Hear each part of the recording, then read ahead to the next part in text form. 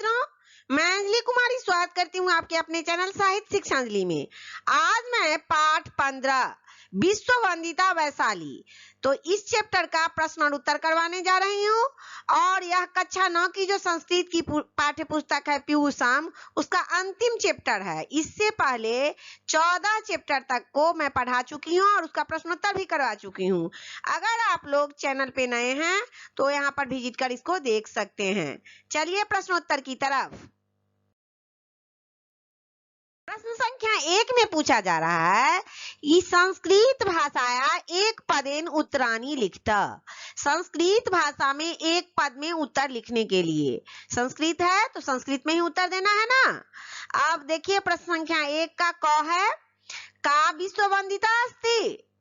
अब यहाँ पर पूछा जा रहा है कि कौन विश्व वंदिता है, तो एक पद में आप वैशाली भी लिख सकते हैं, लेकिन यहाँ पर देखिए कि वैशाली विश्व वंदिता अस्ति। अस्ति का मतलब होता है, तो विश्व में पूजा जाने वाला कौन है, वैशाली है। अब ख में देखिए काभ्याम वैशाली विलोकिता, तो किसके द्वारा वैशाली में किनको विलोकित किया गया है, किनको देखा गया है, तो राम लक्ष्मणाभ्याम वैशाली विलोकिता। राम लक्ष्मण को वैशाली में विलोकित किया गया है। आप देखिए गौ में है कस्य जननी प्रशस्यते, तो जिनेन्द्र जननी प्रशस्यते। वैशाली जो है ना, सो भगवान जिनेन्द्र महावीर को जिनेन्द्र के नाम से भी जाना जाता है। जैन धर्म के उपासक थे, इसीलिए इनको जिनेन्द्र कहा जाता है। तो जिनेन्द्र जननी प्रशस्यते, वैशाली जो है सो भगवान महावीर की जननी है, जन्मभूमि है। अब घ में पूछा जा रहा है कि के संदेशा। आप पीछे मैंने बता दिया कि महावीर की जन्मभूमि है, तो महावीर ने क्या संदेशा दिया, के संदेशा। संदेशा क्या दिया महावीर ने, जो सत्य अहिंसा का संदेशा। महावीर ने कहा कि सत्य और अहिंसा के साथ जियो, प्रेम पूर्वक जियो, सत्य अहिंसा का संदेश दिया था महावीर ने। अब फिर लास्ट है कि केन स्तूपा निर्मिता, स्तूप का निर्माण कौन करवाया था, तो अशोकेन स्तूपा निर्मिता। अशोक जो है ना बहुत प्रतापी राजा थे, तो उन्होंने स्तूप का निर्माण करवाया था। प्रश्न संख्या 2 की ओर चलते हैं। प्रश्न संख्या 2 में पूछा जा रहा है कि अधोलिखित वाक्येषु, यहाँ कुछ वाक्य लिखे गए हैं, तो अधोलिखित वाक्येषु अधोरेखांकित पदानि आधृत्य प्रश्न निर्माणं कुरुत। कह रहा है कि यहाँ पर कुछ वाक्य लिखे गए हैं और यहाँ पर ये वाक्य में उत्तर लिखा गया है और आपको इससे प्रश्न निर्माण करना है। तो दूसरा का क है कि शुभा गंडकी, शुभ गंडकी जो है सो पश्चिम भागे प्रवहती, पश्चिम भाग में प्रवाहित होती है। तो इसका क्या प्रश्न बन जाएगा कि शुभा गंडकी। अब अंडरलाइन किसको किया गया है, पश्चिम को किया गया है ना, तो ध्यान में रखना है जिसका अंडरलाइन किया गया है ना उसी से प्रश्न निर्माण करना है। तो शुभा गंडकी कस्मिन भागे प्रवहती, किस भाग में प्रवाहित होता है, तो इसका उत्तर हो जाएगा शुभा गंडकी पश्चिम भागे प्रवहती। अब ख में देखिए विशाल नगरी, विशाल नगरी अभिर्गम्या, तो विशाल नगरी क्या है, अगम्या। अभिर्गम्या का क्या हो जाएगा, अगम्या हो जाएगा। चलते हैं प्रश्न संख्या ग की तरफ। स्तूप कीर्तिमातनुते, तो स्तूप काम आतनुते, यहाँ पर प्रश्न निर्माण करना है।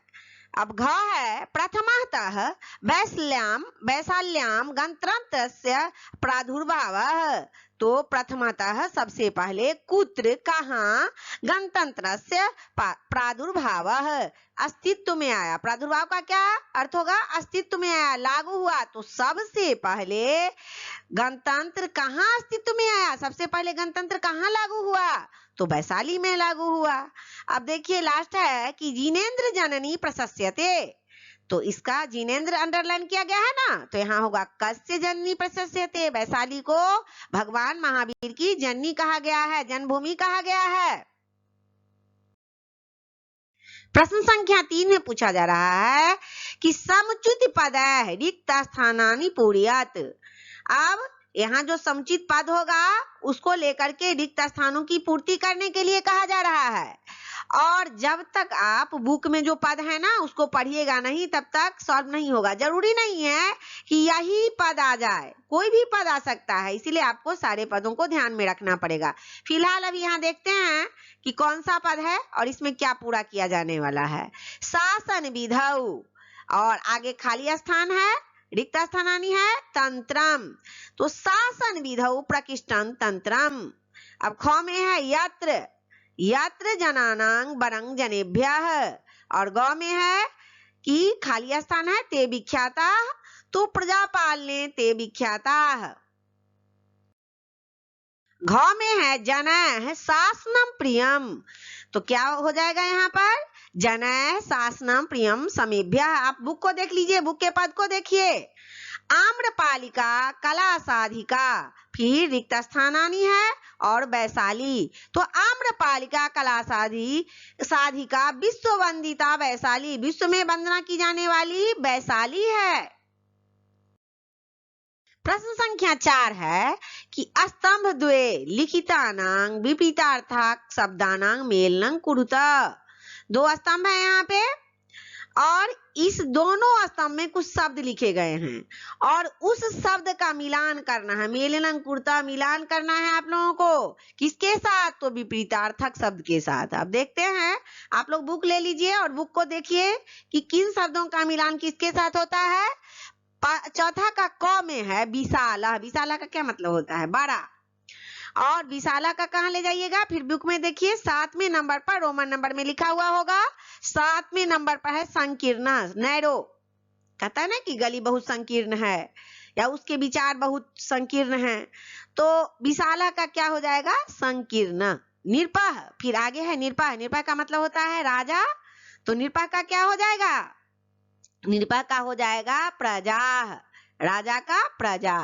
अब आगे देखिए वंदिता, वंदिता पूजनीय, पूजा का किया जाने वाला जो होता है ना उसको कहते हैं वंदिता। तो वंदिता का क्या हो जाएगा, निंदिता, जिसकी निंदा की जाए।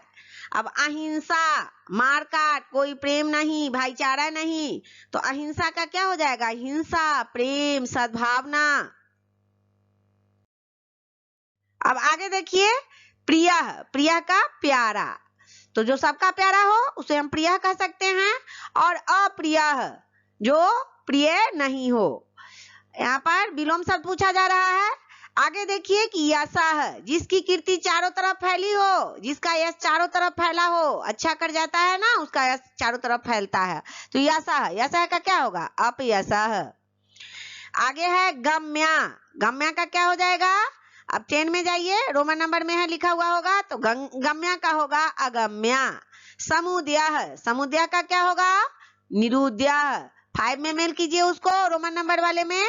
रम्या, रम्या का हो जाएगा अरम्या। और पूरा, पूरा का क्या हो जाता है, पूरा का मतलब होता है एंशिएंट इंग्लिश में, मतलब पुराना, और संप्रति का मतलब होता है मॉडर्न, आधुनिक।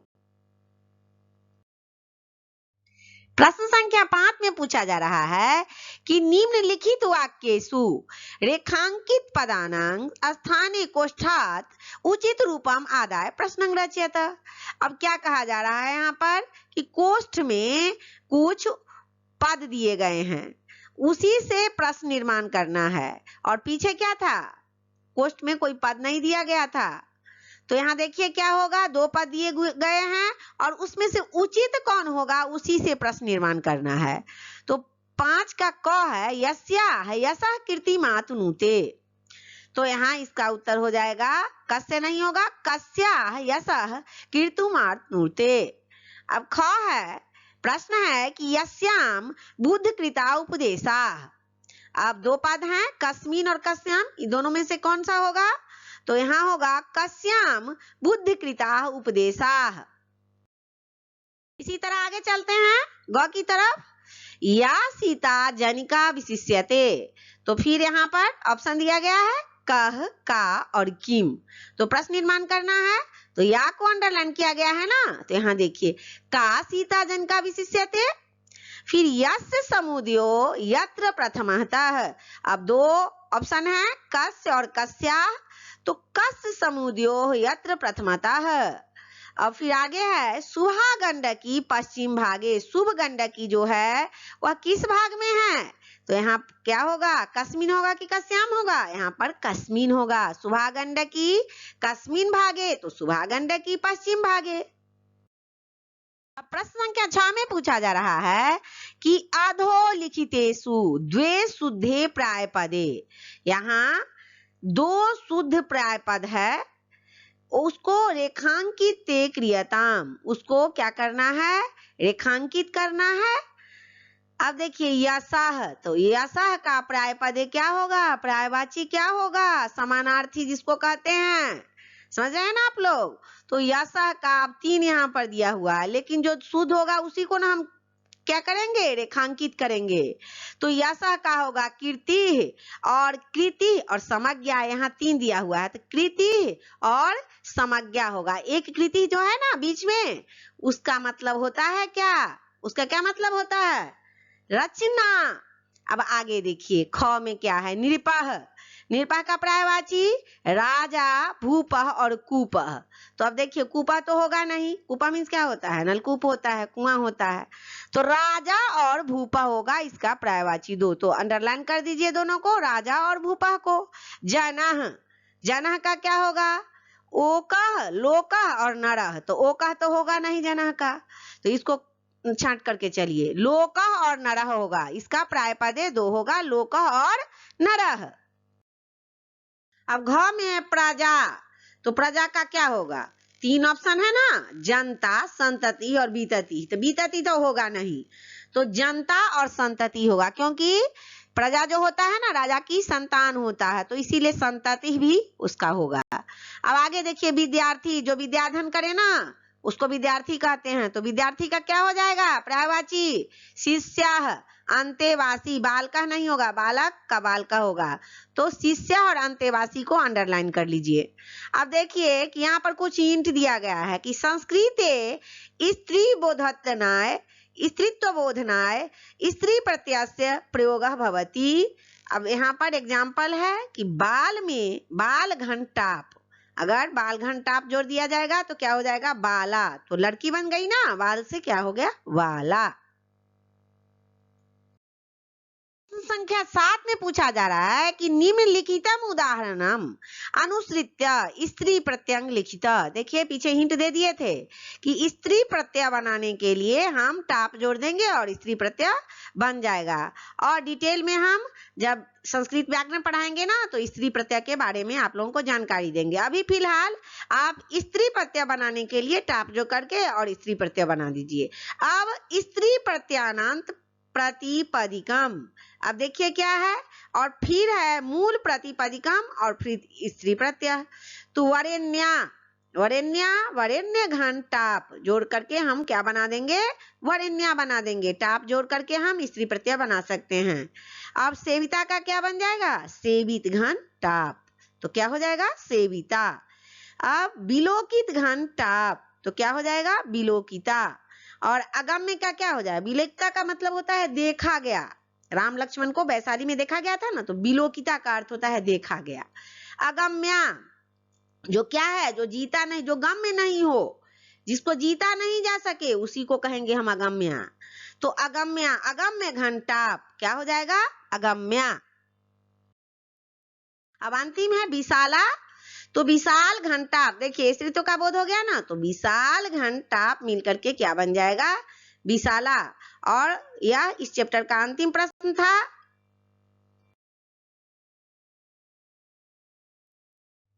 इस चैप्टर के सभी प्रश्नों का प्रश्नोत्तर मैंने करवा दिया, और इस चैप्टर का ही नहीं पूरे संस्कृत बुक का प्रश्नोत्तर मैंने करवा दिया है, और हिंदी का भी लगभग सिलेबस कंप्लीट हो चुका है।